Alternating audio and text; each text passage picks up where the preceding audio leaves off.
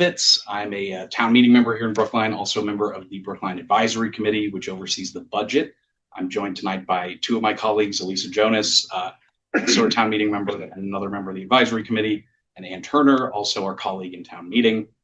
We have a few other members who couldn't be here tonight, mostly in town meeting, also some PTO leadership amongst our other members.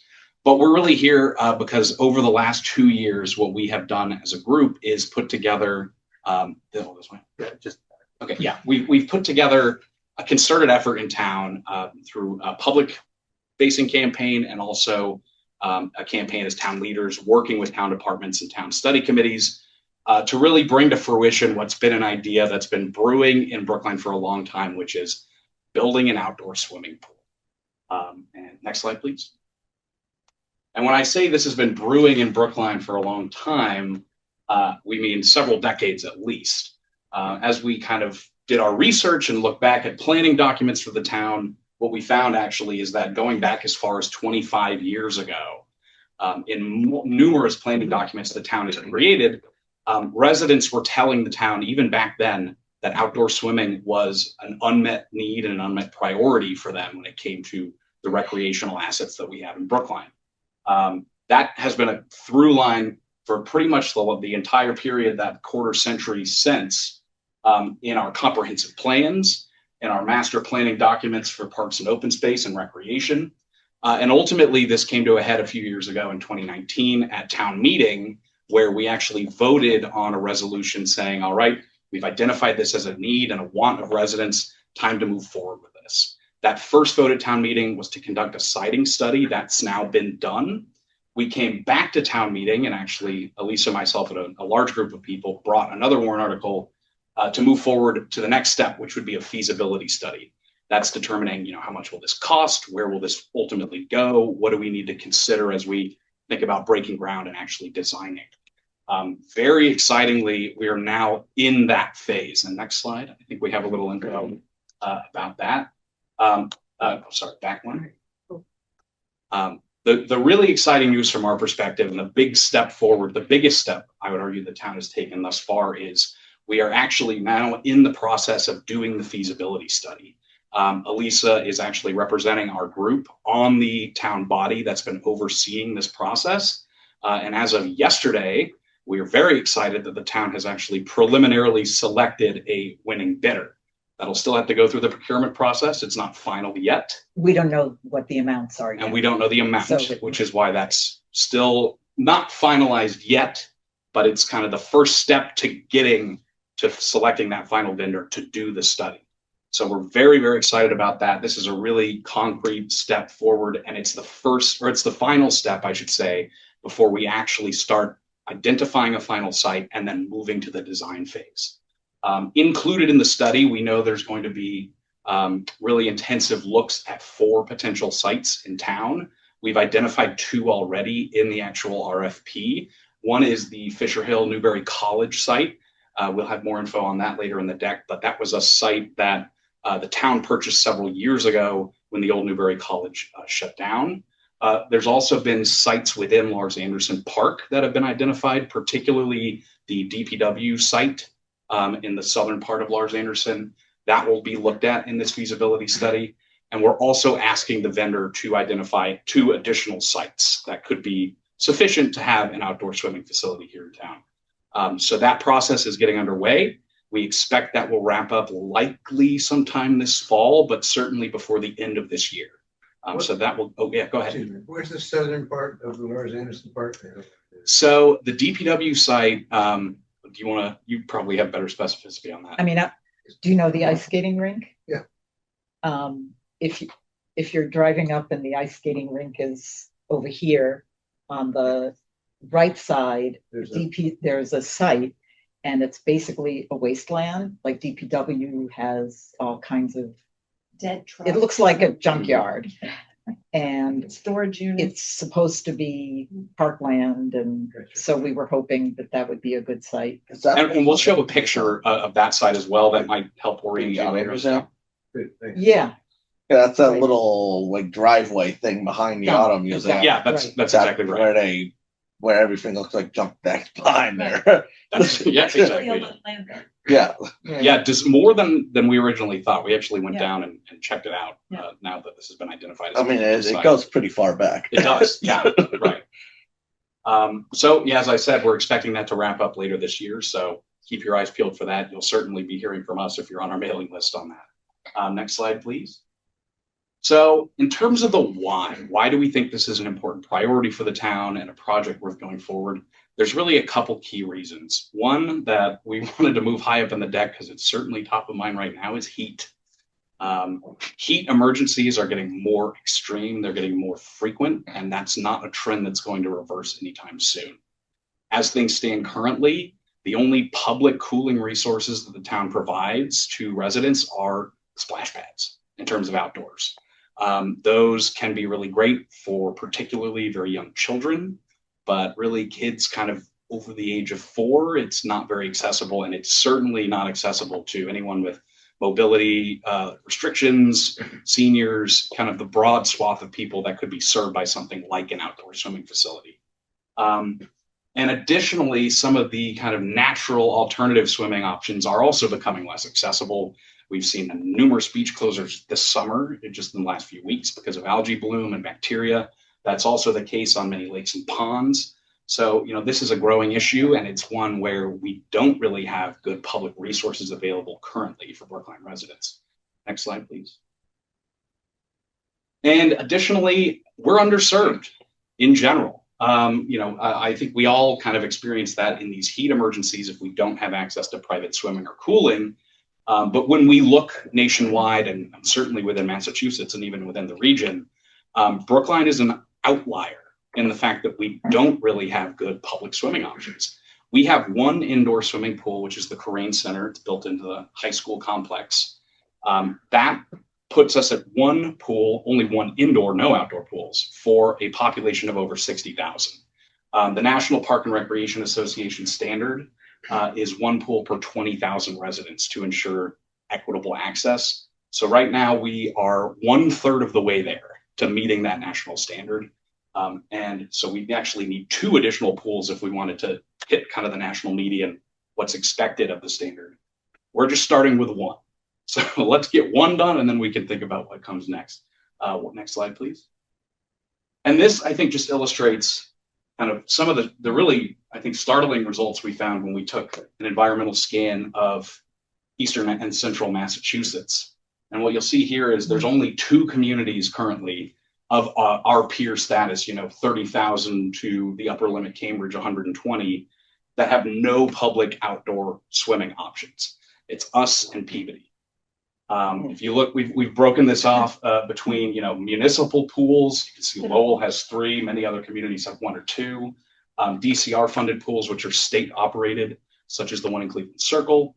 And then town funded beaches, which is of course not an option in Brookline, but that's something other coastal communities have had the opportunity to take advantage of. So we don't want to be the last ones out. We can certainly beat Peabody, so we don't want to be last. Next slide, please. And one of the other things that we've heard about in moving this campaign forward, and in particular through one of our colleagues, Katrina Smith, who couldn't be here tonight, but she's a mother of young children. She's also the PTO chair for the Runkle School. It is nigh impossible to get your young kids signed up for swim lessons in Brookline. There's just no capacity for it. There is a private option in Brookline Village. We're told that you need to be online refreshing the page at noon when that portal opens, and they're gone in seconds. There's the DCR pool, but that doesn't really focus on community-based programming, and it's often overcrowded in Cleveland Circle, so that really doesn't pick up the slack there. And that leaves a number of parents in a situation where they either need to drive out of town and look somewhere else for this really essential service, teaching your kids to swim so they don't, aren't at risk of drowning, or these kids simply don't get that experience. And it can be dangerous, and it's certainly, something we want to make sure every child in Brookline has access to. And this pool would go a long way in getting this. Next slide, please. And that, I think, nicely dovetails to the fact that really this is an equity issue on a number of fronts. Access to swimming pool or swimming lessons for young children, access to public cooling resources when it's dangerously hot out, And recognizing the fact that many people in Brookline do have access to private swimming options, but many don't. And if you don't have that access, and I've talked to many of them who may not even be aware we have an indoor pool at the high school, that leaves you in a difficult situation. So this is really about creating a cooling resource that's publicly accessible. It's also about creating something that's usable for outdoor recreation by every Brookline resident. People of all mobilities, people of all ages, people of all looking for all levels of intensity of physical activity. This is something that really everybody can use, and there really isn't a good analog to that in our existing recreation portfolio. Next slide, please. So we wanted to go through a couple comparable pool complexes that we've seen out there in doing our research to put this presentation together and shop this project around to town leadership. It's really kind of incredible what we've seen some of these other peer communities do. Some as recently as just 2 years ago, such as Newton.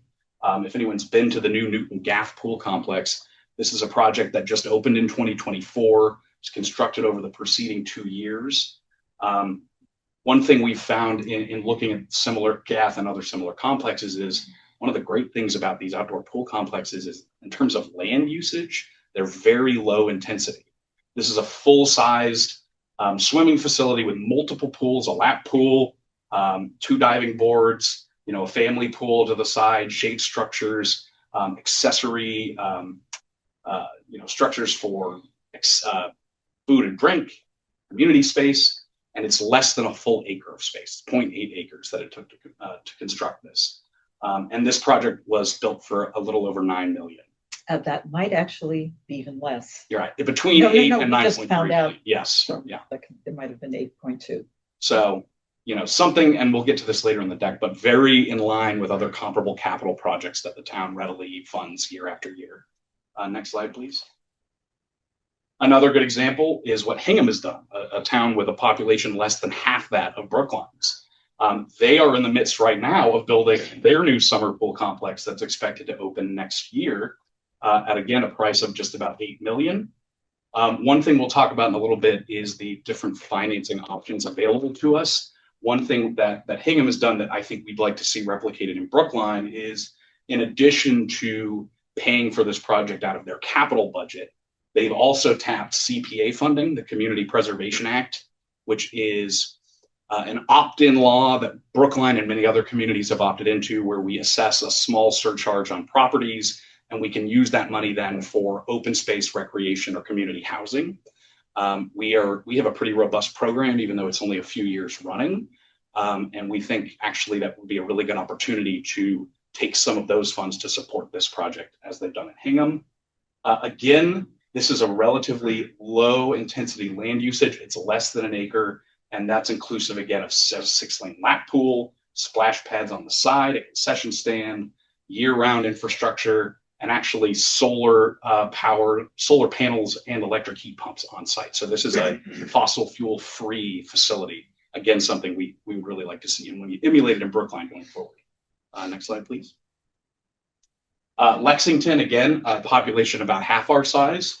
They've got a 3-pool complex with a deck area and, again, accessory buildings, less than 2/3 of an acre. So, this is, again, it's just iterating that this is something we can do. All of our peer communities are doing this, including much smaller ones. Next slide. Belmont as well, less than a full acre, 0.9. This one also fairly new, built in the last few years. Again, all the amenities included, and you got a good bird's eye view here to show that you can fit all these things, multiple buildings, multiple pools, concession stands, again, all in that small concentrated area. Next slide, please. So where's it going to go? That's the $1 million question. That's what we expect this feasibility study to really drill down on and give us more info on later this year.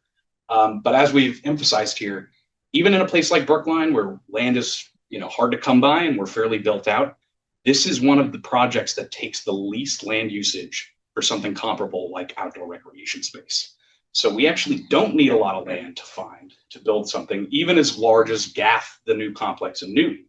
And so what we've done is we've got some aerial shots coming up of some of what we think potential sites could be.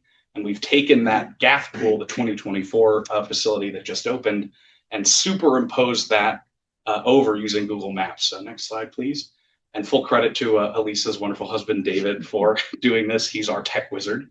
So as I mentioned earlier, one of the potential sites the feasibility study will be looking at is Fisher Hill West.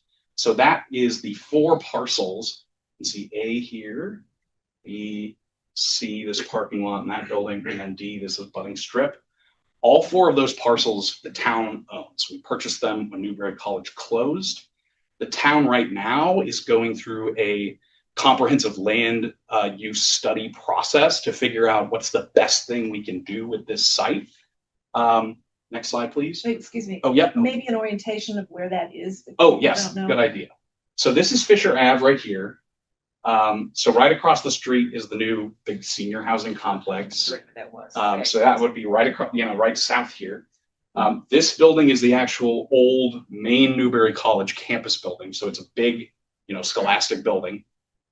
This building here on A is it's West Hall, which is the former college president's residence, this kind of stately old, 3-story house. And then all of B, C, and D is actually currently just surface parking. So there's a lot of possibilities with this site. And on the next slide. But wait, one more time. Oh, yeah. Unless the next one's turned out. To the left and downhill is the reservoir. Yes. So here's the reservoir park. And then further down here. And the parking lot is, the reservoir parking lot is the vertical piece. Right. Okay. So one thing we could do, there's multiple configurations of where a full-size complex could fit here, but we've just shown, on the BD portion that's currently just surface parking, that is the acreage that we would need for a Gath-sized pool complex with multiple pools, concessions, all the amenities. That would still leave the existing surface parking lot up on Hyslop. It would leave the whole West Hall parcel untouched, and it would leave the Newberry College main building intact. That's really important. The town seems to be moving towards potentially just adaptive reuse for that building. They want to keep the existing structure and change the interior. There's multiple, as I mentioned, configurations of how a pool could fit here. In fact, in the Fisher Hill Study Committee process, the town administrator gave a great presentation several months ago where he showed a way we could keep the Newberry College building, add a pool to that complex, and actually maintain 80% almost of the existing surface parking. So there will be a lot considered with how to use this site. We've ensured already that a pool will be one of the test fits included in their Fisher Hill study process. So they'll be looking at that in addition to the feasibility study. And we'll be thinking about that in the context of kind of a larger redevelopment process that will happen there. Next slide, please. We also mentioned the DPW site in Lars Anderson. This might help orient folks as to what we were talking about. So what you have here is the ice rink, the old outdoor ice rink that is currently being rebuilt. So the design has already been done. They're getting ready to renovate that facility. What we've shown is, as we mentioned, there's a lot of land kind of stretching south of the ice rink there. And actually what has been floated as a potential synergy of this site is you could locate the pool, here on this parcel, and you could actually use shared facilities with the ice rink. There's a facilities building separate from the ice rink where you have, I think, lockers to store your clothing and your shoes and, restrooms. So that's something that could be turned into, a concessions building for the summer for the pool. So there are potential kind of savings that could be recognized there by just combining this into one larger year-round recreational complex as opposed to what it is now, which is just the ice rink. Next slide, please. How are we going to pay for it? That's the other big question. Alisa and I mentioned, sit on the budget committee. So we spend a lot of time thinking about the budget and how these projects can be financed. And I think the good news is an outdoor pool, while it may seem daunting at first, when you look into the kind of specificity of the projects, it's actually quite comparable in terms of total cost to a number of other recreational projects that we routinely fund year after year, including playgrounds, park redevelopments, maintenance we do on Lars Anderson. So it's not really a question of can we afford it? It's a question of how do we prioritize this in conjunction with other projects. We think it should be a high priority. Fortunately, the town is being, I think, moved in that direction. So in terms of what a pool will actually cost in Brookline, we are estimating roughly $10 million.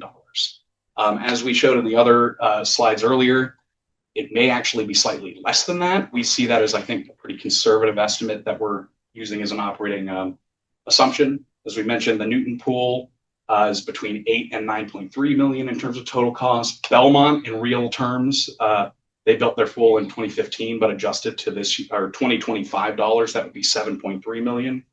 8.5 million in real terms for the Waltham pool that was built in the last decade.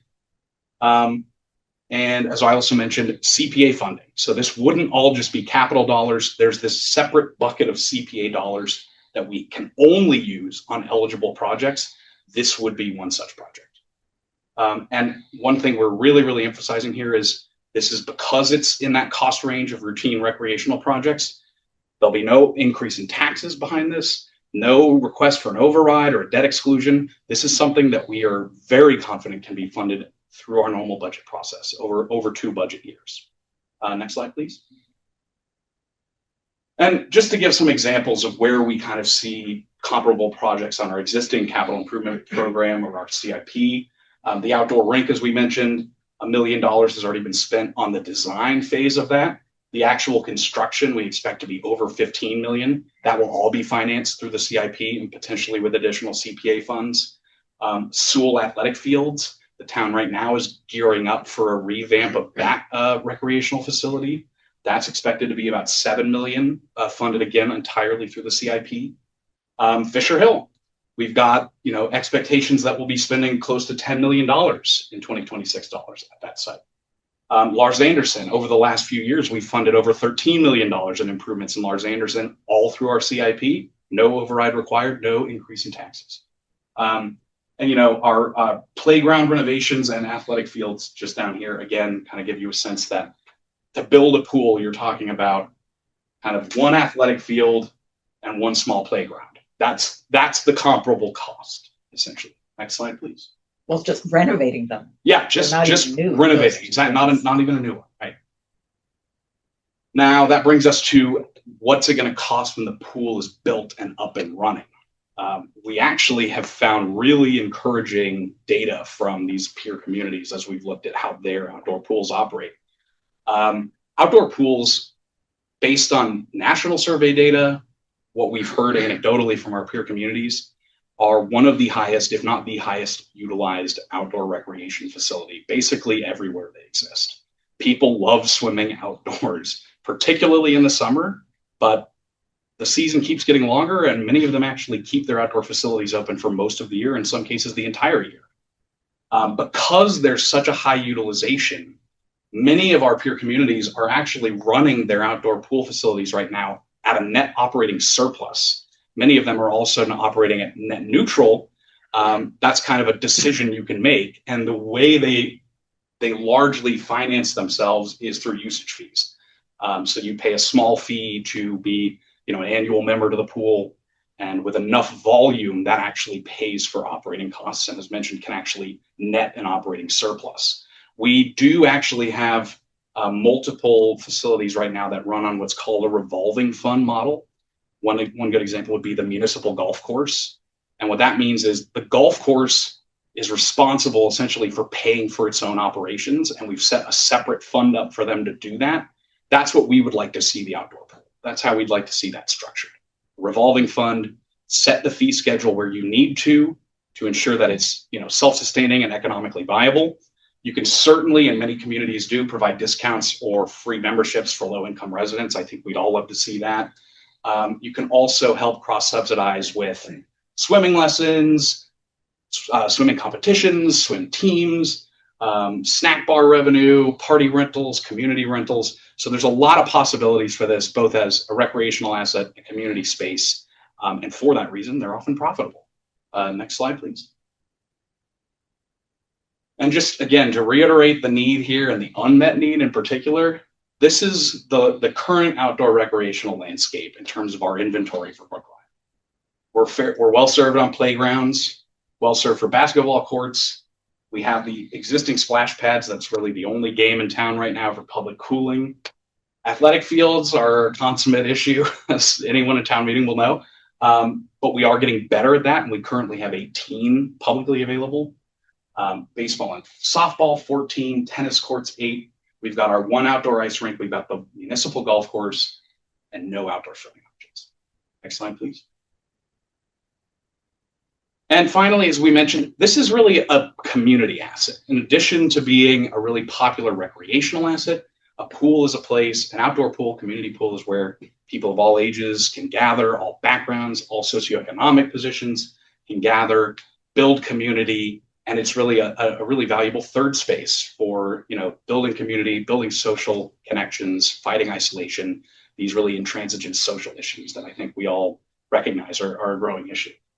Next slide. So, how can you help us? As we mentioned, this is very much a campaign. We're very excited that we're making progress with the town, but this is all a result of us bringing people together, getting the word out, getting people to contact their representatives, contact their select board members and say, hey, we want this pool and we want it to happen finally after 25 years. So there's a couple things that we're doing to demonstrate that community support that we're going to need to get this over the finish line. One is we're circulating a petition. It's a Google form. You can sign it online. That QR code will take you to our website, and it's right there. I'm also happy to give anyone the URL directly. We've established a fund at the Brookline Community Foundation. We are collecting private donations. We will be, we intend to gift that money to the town to support this project at the right moment in that process. That will, I think, likely be to cover mainly year 0 operating costs. So giving us the money to kind of pay the staff we need to get it up and running before the revenues can start coming in. So we're asking anyone who's able to help us and support this project, please consider a donation to our BCF fund. That'll really go a long way to helping us get to that finish line. We're out there, we're talking to voters, we are sending out emails to anyone on our mailing list. We've got a presence on Facebook and Instagram. We just got an awesome turkey logo design, so you're going to see that everywhere soon. If you want to stay up to speed, if you want to keep up to date on developments in the project, let us know, sign up for our email list. We'll make sure you're kept up to speed, and there will be opportunities in the future where we're going to need people to show up and talk about why they care about this project. So if you're willing to do that at a future meeting, please sign up for our list. We will make it as easy as possible. We'll tell you when, where, and who. And finally, if you've got friends, family, people you know in Brookline that you think would like this project or should hear about it, tell them. Word of mouth is super, super valuable for us. And of course, if you're willing to circulate our petition to your network, that's a big, big help as well. So anything folks are willing to do helps us get there and really makes a huge difference. Next slide. And with that, we'll conclude the presentation. Thank you all again for the opportunity, and we're happy to take any questions.